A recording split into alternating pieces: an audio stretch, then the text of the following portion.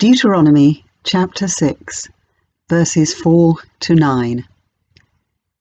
Hear, O Israel, the Lord is our God, the Lord alone. You shall love the Lord your God with all your heart, with all your soul, and with all your might. Keep these words that I am commanding you today in your heart.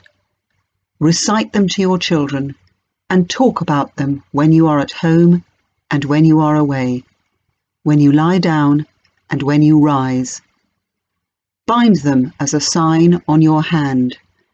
Fix them as an emblem on your forehead, and write them on the doorposts of your house and on your gates.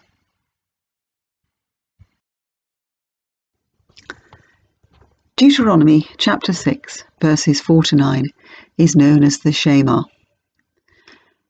and it begins by the words, Hear, O Israel, the Lord is our God, the Lord alone. It is a call not only to prayer, but it is a call to religious loyalty and spiritual sincerity. It is in answer to the question, what would God have us do?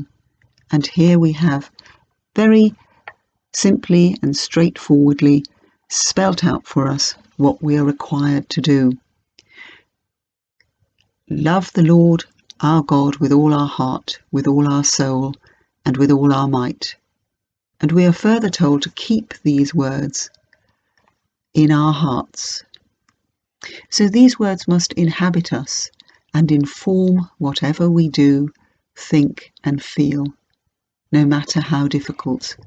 Further, we are asked to recite them to our children and to talk about them in our homes, whether we are there or away, whether we lie down or we are up. So these words have to course through our lives, inform everything we do. These words were given to the Israelites when they could not worship in their own temple. They were not in their own land. And we, at the moment, cannot worship in church.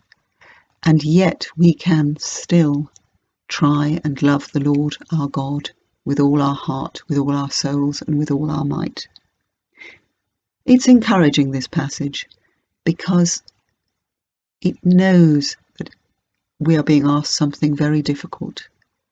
So it just reinforces our task on this world to love the Lord.